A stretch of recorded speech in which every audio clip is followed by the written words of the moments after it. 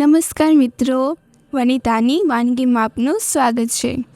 તો ફ્રેન્ડ્સ, આજે આપણે મગની દાળનો એક એવો નાસ્તો બનાવીશું જે હેલ્ધી હોવાની સાથે સાથે એટલો ટેસ્ટી બને છે કે તમે તેને વારંવાર બનાવવાનું પસંદ કરશો અને સાથે જ ચટપટી ચટણી પણ બનાવીશું। તો ચાલો બનાવવાનું શરૂ કરીએ। સૌથી પહેલાં 1 કપ મગની દાળ લેશું।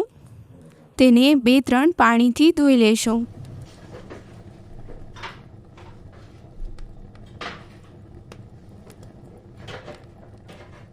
દાળ ધોવાઈ જાય પછી થોડું પાણી નાખી અડધો કલાક પલળવા દેશું। અને હા, જો તમે જલ્દીમાં હો તો દાળને ગરમ પાણીમાં 10થી 15 મિનિટ પલાળી નાસ્તો બનાવી શકો છો। દાળ પલળી જાય ત્યાં સુધી ફટાફટ ચટણી બનાવી લઈએ। તેના માટે મિક્સર જારમાં 3થી 4 ચમચી સિંગદાણા, 2 ચમચી રોસ્ટેડ ચણા દાળ, 3-4 લસણની કળી, થોડું આદું, થોડી ખટ્ટી આમલી, લીલા મરચાં, લીલા ધાણા, સ્વાદ પ્રમાણે મીઠું અને થોડું પાણી નાખી પીસી લેશું।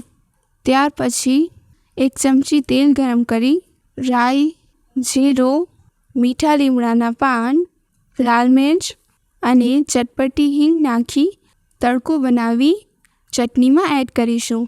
આ ચટણીને તમે ઇડલી, ઢોસા યા કોઈ પણ નાસ્તા સાથે ખાઈ શકો છો।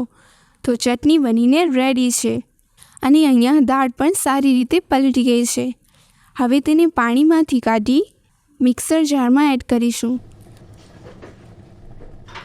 અને અડધો કપ પાણી નાખી પીસીને સીધું મિક્સિંગ બાઉલમાં એડ કરીશું। હવે તેમાં સ્વાદ પ્રમાણે મીઠું અને નાસ્તામાં ખાટું મીઠું સ્વાદ માટે અડધી ચમચી લીંબુનો રસ નાખી એકદમ સારી રીતે મિક્સ કરી લેશું।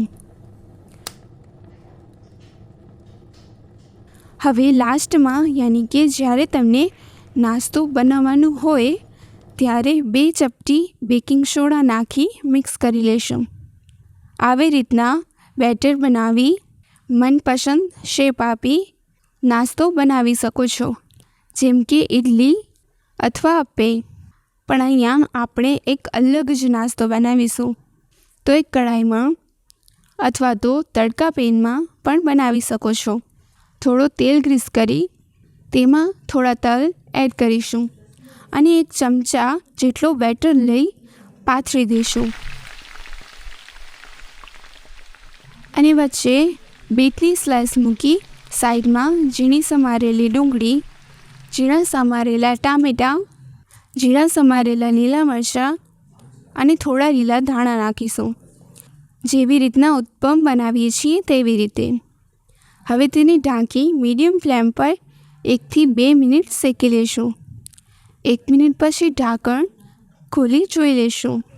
હવે તેના પર થોડું તેલ લગાવી પલટાવી બીજી સાઈડ શેકી લેશું।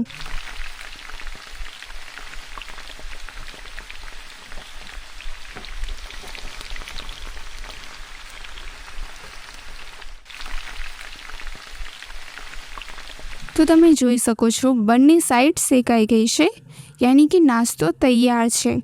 હવે તેને એક પ્લેટમાં કાઢી લેશું।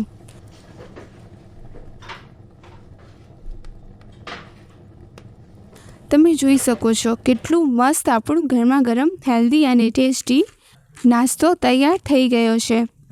બાળકોને તમે આવી રીતના નાસ્તો બનાવી ઉપરથી ચીઝ ગ્રેટ કરી આપશો તો તેમને ખાવાની ખૂબ જ મજા આવશે। અને આ જે નાસ્તો છે એ બહારથી એકદમ ક્રિસ્પી અને ખાવામાં એકદમ સરસ સોફ્ટ બન્યો છે। તો તમે પણ આ રેસીપી એકવાર જરૂર બનાવો અને તમારો અનુભવ મને કોમેન્ટ બોક્સમાં જરૂર શેર કરજો। ઓકે, તો ફરી મળીએ એક નવી રેસીપી સાથે। Thank you.